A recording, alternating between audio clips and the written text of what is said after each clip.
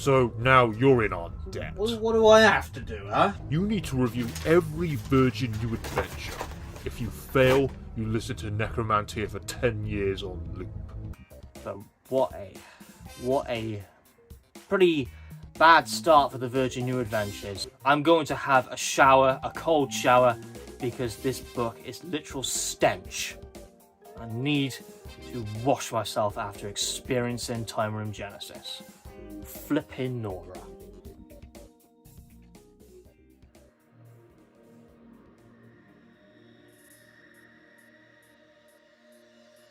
Today's topic, we'll be taking a look at the second Lost Stories from the Big Finish Lost Stories range, being Mission to What the Hell.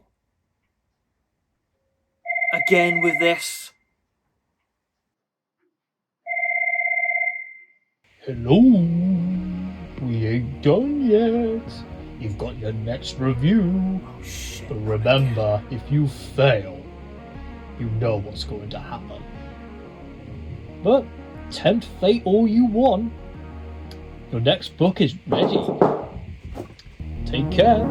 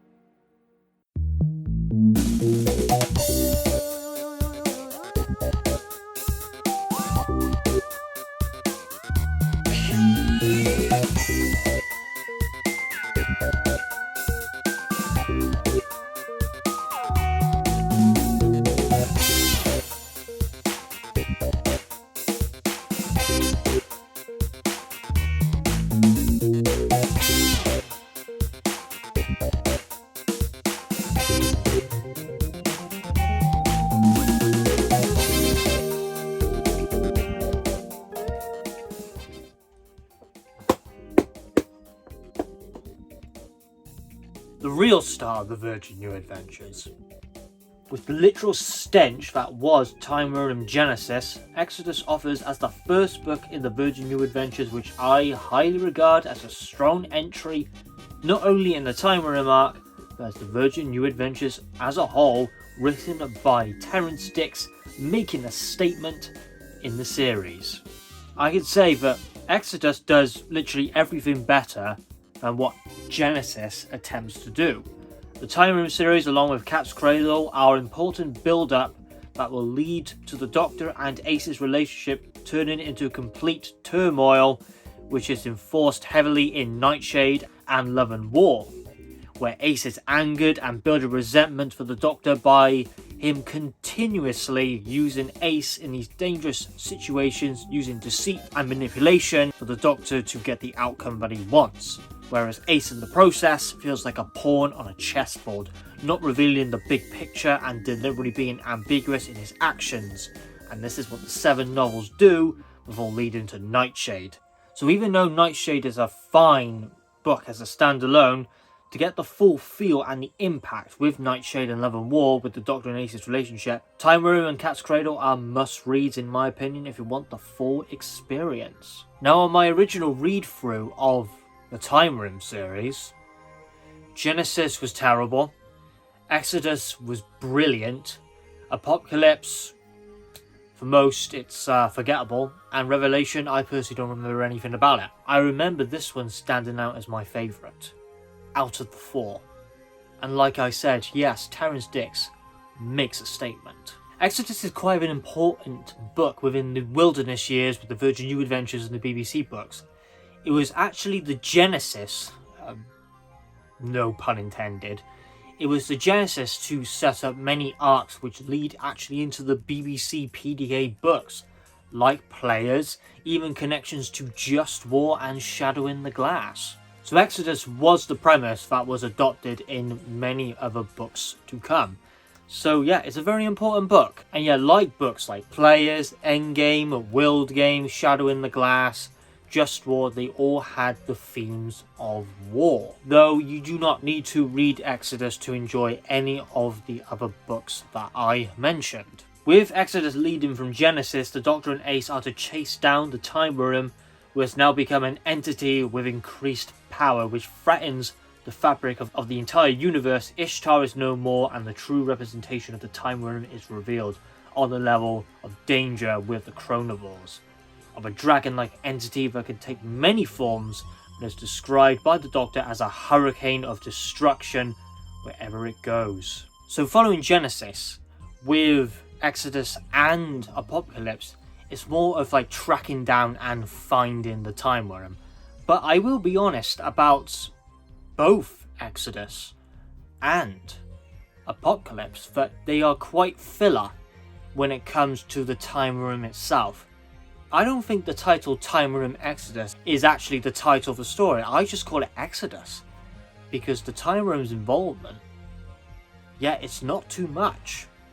Even compared to Timewyrm Genesis, where the Timewyrm had much more pages dedicated to Ishtar, the Timewyrm. But Exodus sees the Timewyrm travel to Earth, as the Timewyrm pretty much understands the Doctor's strength and weaknesses, and to use that to her advantage. She knows that the Doctor has close connections to Earth, and that is where she is going to create absolute destruction and mayhem. And this is where the Doctor and Ace land in a very odd and very unnerving situation, where they have landed in a false 1951 where the Nazis won the war.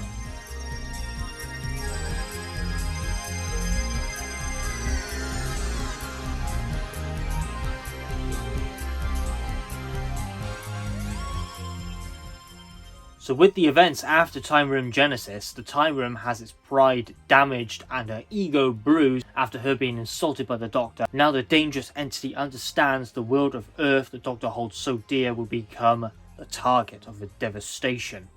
The Timewyrm successfully assesses the Doctor's strengths and weaknesses, with a certain link between the Doctor and the Timewyrm which I will not spoil. And the Timewyrm is preparing her counter-offensive to deal with the meddlesome Doctor. With the story of Exodus as a standalone novel, doesn't only continue the battle between the Doctor and the Timewyrm, but very unusual events where the Doctor and Ace land in Britain 1951 as a what-if scenario, or a false 1951, where Britain is under Nazi occupation following World War II, spreading like a plague on Earth, the British army defeated, and only a few cells of the once proud army are left. Timewyrm Exodus offers an excellent and intriguing story of a what-if scenario story of one of my favourite types of storytelling, which works wonders in Doctor Who. Now, I love a good what-if scenario story, and the Virgin New Adventures actually takes advantage of this formula incredibly well, and it's not the only story, Timewyrm Exodus. There's even an entire arc called the Alternative Time Cycle arc, and Terrance Dicks really complements this formula to a T, because he's essentially just a really good writer. He's my favourite Doctor Who writer of all time, probably with Malcolm Hulke being a close second, and that's no surprise because Terrance Dicks and Malcolm Hulke have collaborated numerous times. So with Terrance Dicks being my favourite writer of all time, there is no doubt that I would have high expectations for Timewyrm Exodus. When I first read it in like 2017, I flippin' loved it, and yet again, I think it is a flipping good story. Is it perfect? No, it isn't. It's not a perfect book, but it's flippin' enjoyable. Has a great premise, interesting villains, incredibly well paced, and it really sets the tone of post-season 26 7th Doctor. Are you getting anything new here particularly? No, you are not. What you are getting is a captivating story. So it doesn't have to be 100% original or anything like that. It's a captivating story, and that is 100%.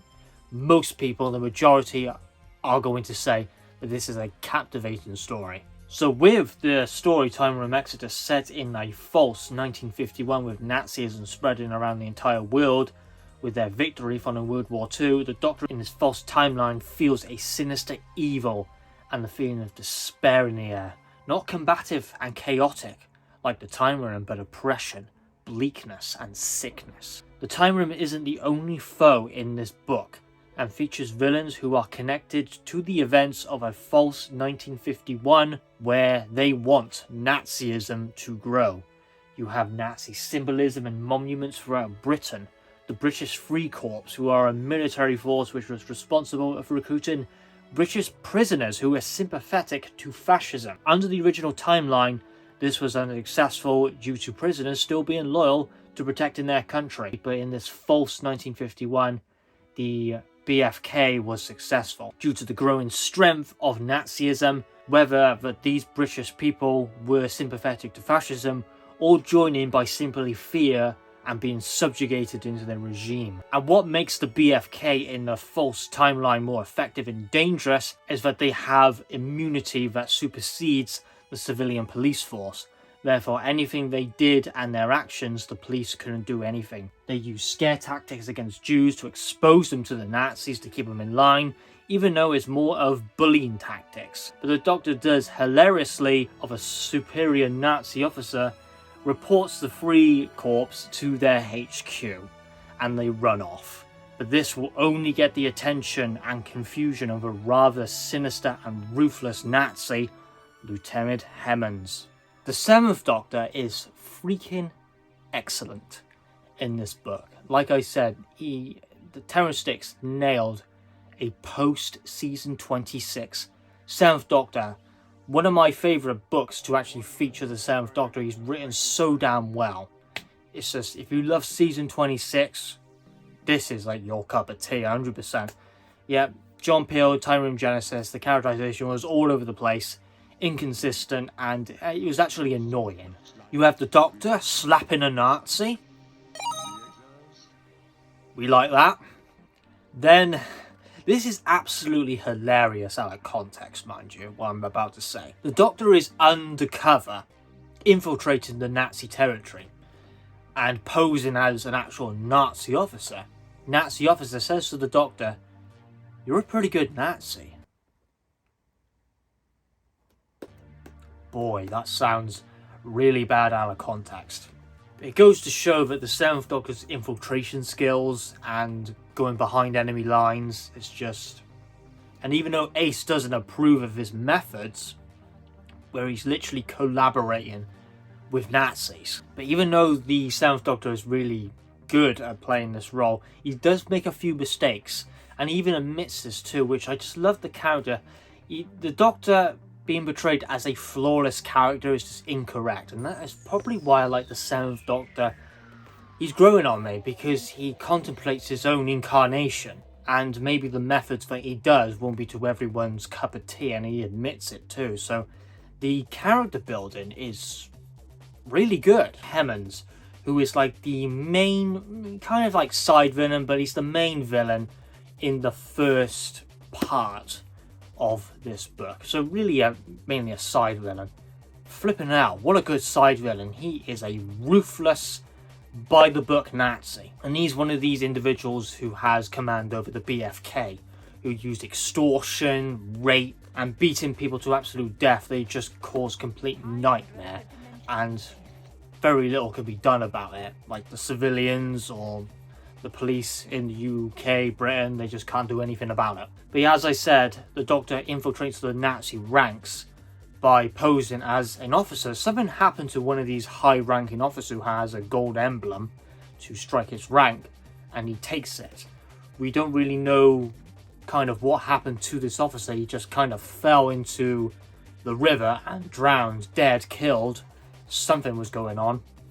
And then he poses as a Nazi rank. And this is more to understand of what's going on. Why is the Timewyrm here? What connections does she have? But then the Doctor contemplates, this is a little bit too focused piece of work to be the Timewyrm. The Timewyrm is a entity on destruction, whereas this one has took a lot of careful, methodical planning, which makes the Doctor think that the Timewyrm isn't behind it.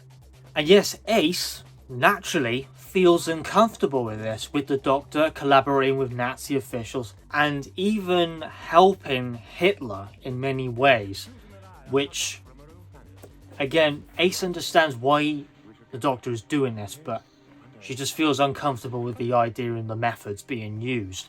Is that if the Doctor... It's like an Aztec situation, basically.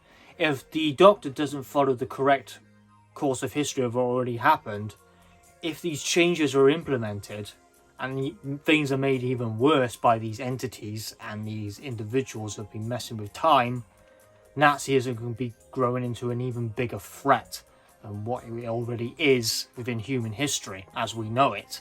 So that is why the Doctor is making these changes back to the original. So Ace understands it and all, and gets it, and like detracts on it, but then she still goes over on why the Doctor always is quite of a deceitful person, which I will get to very later. It was just so fantastic writing. Again, it will fill you with like that good old season 26 7th Doctor feel. But you can feel the tensions is very high for the Doctor and Ace to stay in the shadows, being Nazis, and not doing anything that will create suspicion. Like what happens to one individual where he basically, a parade was going past, a Nazi parade. He didn't salute, he was not paying any attention to them. The whole parade stops. They look at him. It's ironic that it's raining now, considering I'm talking about Nazis. And they beat the living daylights out of him because he didn't salute a Nazi parade. And they just have to watch and do nothing. They can't help him, they can't do anything like that because they'll put their own lives in danger. It will take the goal of focusing on the Timewyrm. Nothing will stop her then if the Doctor and Ace are captured by the Nazis. And the false 1951 is never fixed. And then the villains of false 1951 win. So they can't do it. And then you see all the other like people just acting like non-playable characters. They just don't care. And they just don't even pay enough attention to it. It's like, that's just how things go, which is just terrible. And sometimes the Doctor does break his character a little bit too, where somebody criticizes, it's not really criticism, but a curiosity that he calls the Doctor a very polite Nazi. Very much an oxymoron, but that's the whole point of it. His actual character comes out, and that could put him at risk of being compromised a little bit. Yeah, he's acting a bit too polite, and that could cost him. So yeah, Hemmings absolutely knows, but what about the other people and the other Nazis officials around him? They do not. So yes, he has to play his cards right. And yes, by even being too polite, that will create suspicion. And yes, that is what makes it even more difficult for the Doctor and Ace, because Hemmings, Lieutenant Hemmings, who found out all about the Doctor and Ace through lying about the BFK and reporting them. That seemed to be one of the Doctor's downfalls of reporting them. By pretending to be a Nazi official, because Hemmings 100% knows that is just complete rubbish. So Hemmings is always like trying to be one step ahead of the Doctor and Ace, to try and expose them as not actually being Nazi officials. But then you can see this chess game happening with the Doctor and Hemmings, which is beyond hilarious. It is so brilliant in some places. Hemmings in many ways is like the perfect Nazi. He's a hypocrite. He has this mentality of do as I say, not as I do. He's very deceitful, he's authoritarian, and he's ruthless. What he does by physically beating the crap out of Ace at some points, but even Ace standing strong, is he's just a ruthless, horrible Nazi. But he likes to use his physical strength to impose his superiority. And he does, despite fail in many places, especially when the Doctor has tricked and manipulated General Strasser, who is a high-ranking Nazi official yet again, and the Doctor gets in quite close connections with the General, so where the Doctor can conduct his investigations and whatnot without any interference, basically. And of course Hemmings wants to shut this down. And again, this is where we see perfect writing from the Doctor. Again, one of my favourite 7th Doctor books, where the Doctor uses negotiation, slyness, and sometimes charisma to curry favour, and even times outsmart Hemming by using General Strasser, who is just completely being manipulated by the 7th Doctor, which Terrence Dicks just nails a post-season 26 7th Doctor. It cannot be better how the 7th Doctor is characterised here. It's mandatory that characterisation is achieved, but in this story it's just a winner. What I love is like the Doctor is almost enjoying the process of being a deceitful manipulator of General Strasser and Hemmings. And I love this one line. It's so powerful, but it's like multi-layered of what it means. General Strasser takes the meaning one way, but the Doctor means it in another way. The Doctor says, "It is my business to be well informed." The General thinks what the Doctor means by that line is that he's a good Nazi who is always informed of what's around him. That's why his rank is so high, even though it's not his real rank. But what the Doctor really means is that he's being an infiltrator behind enemy lines. Powerful line. Works wonders with the 7th Doctor, naturally. So you have Hemmings trying to persuade the General that the Doctor isn't a Nazi, and then you have the Doctor with General Strasser trying to deal with Hemmings. So it's like a huge flipping chess battle with both Hemmings and the Doctor trying to persuade the General, basically. And this leads to one of my favourite moments in the entire book, where the Doctor and Ace are in a room talking about their plans, which is the meaning talking about the Timewyrm. Hemmings is listening in, and the Doctor knew that Hemmings was listening in all along, and he basically goes at the end of the sentence, "I hope you're listening, Hemmings." That was flipping hilarious. And then Hemmings is like shocked, surprised, and then just darts off. That is beyond hilarious. What have I not mentioned enough, eh? Timewyrm. No, Timewyrm features only a few pages in the first part. Mainly as just to make a statement. To be honest, I don't think it was actually needed. You could just wait until the second part interlude. But I think it was kind of unnecessary, really. Maybe it was to show the Timewyrm's psychological power, maybe. But yeah, she is definitely a lot more dangerous than she was in Timewyrm Genesis. She's no longer a cybernetic monstrosity. She's just more of a manifestation of like a hurricane almost. So the Timewyrm doesn't get too much page time, and she plays more of an indirect role that affects the story. But the main battle is between Ace and Hemmings.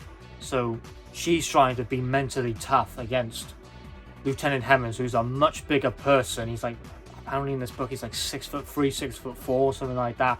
And like labeled as the perfect Nazi.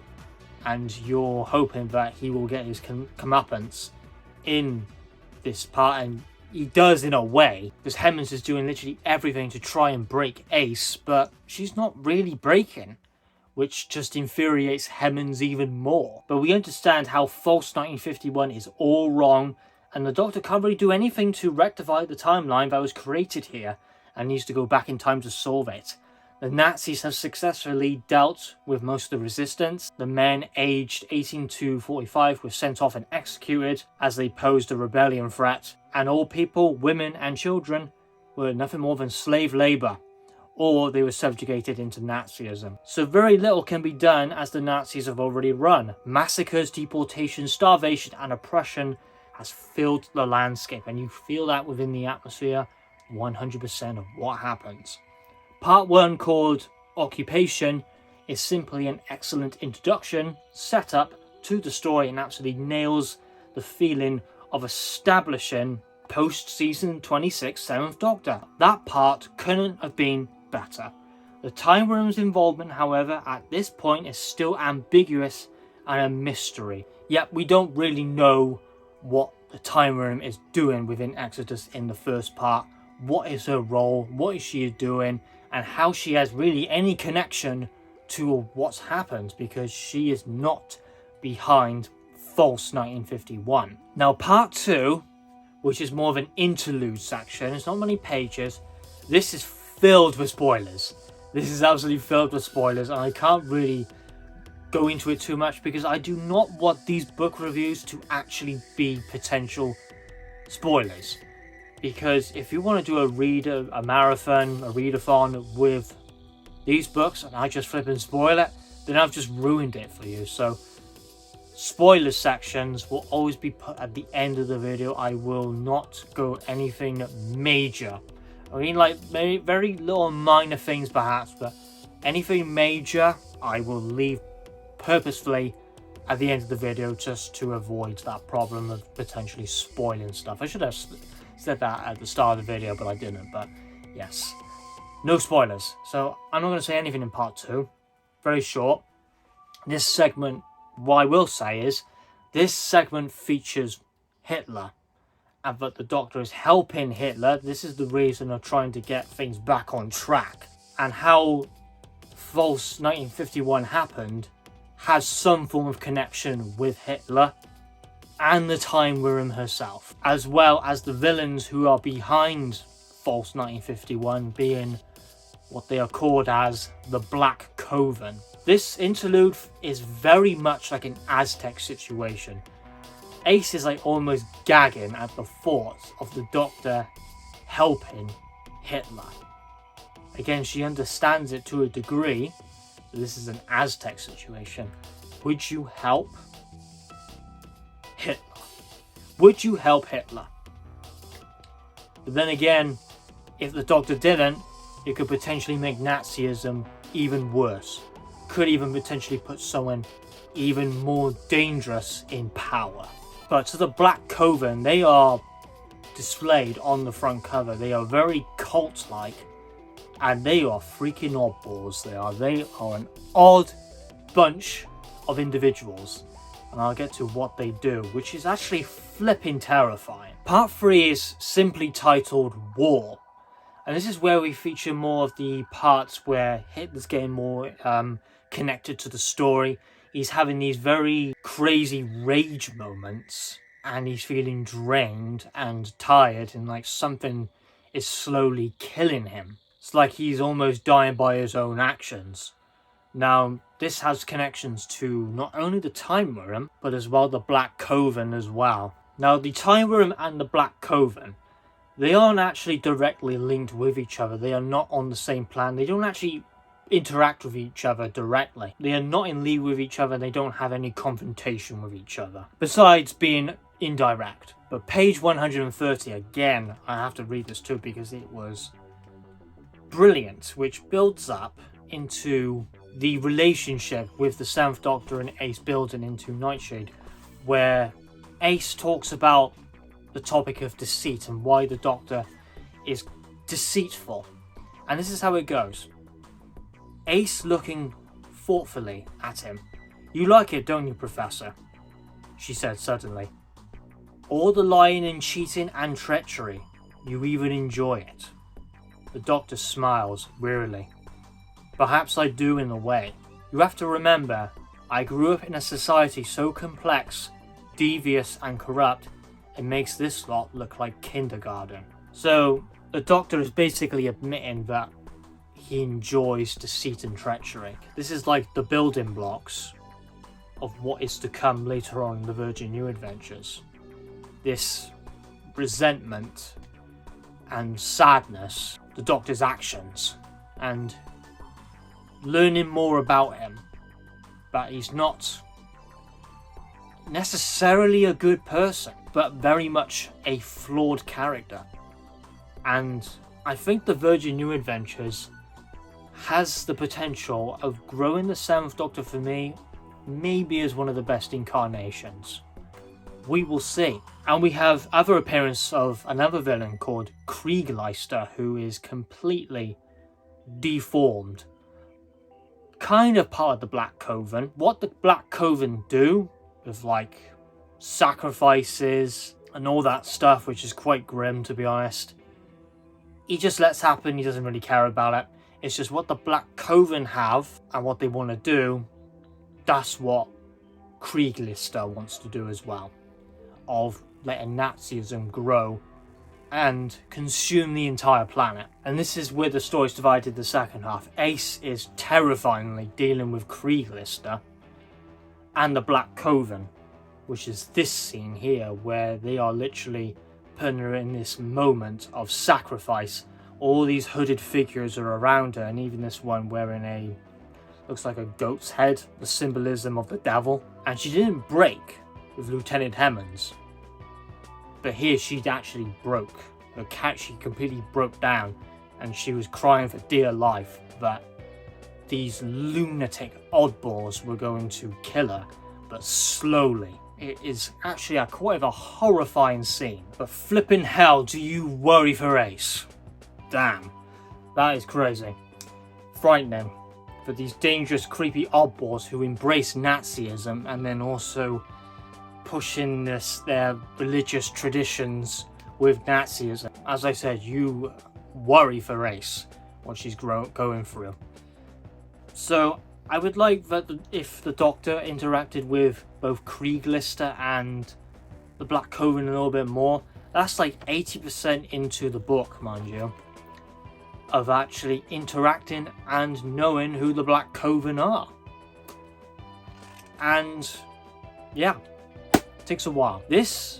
How this book ends, a coda, I completely forgot about. I forgot how this book ends, and yeah, it takes some element from Exodus and puts it into Revelation. So this one has connections to Revelation quite a bit with something. That's all I'm going to say. And yeah, it's funny I completely forgot about that. But yeah, overall, this book comes together amazing. It is a flipping brilliant novel. One of my favourites, I would say. It's not perfect. I think the Timewyrm could have been utilised a bit better. But her role, it makes sense, but again, I can't spoil it. I'll cover it in the spoiler section. I rated it a 9 originally, still getting a 9 out of 10. Really good novel. It's the true start of the Virgin New Adventures in my opinion. And I can say without question, I don't think Revelation will even beat it too. I think this will stand as my favourite. Now I'm going to go over the spoiler section. So I doubt much people will watch this, or I don't know. But I would recommend you just leave the video right now. Thanks for watching. For everyone who enjoyed the review, I greatly appreciate it. Like the video and subscribe if you want to see more Virgin New Adventure Doctor Who book reviews. I'm going to leave it a bit, then I'm covering the spoilers. So you've been warned multiple times.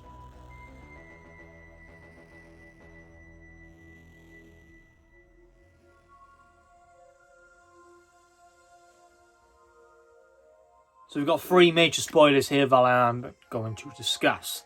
The Timewyrm's involvement, she is literally inside Hitler's mind.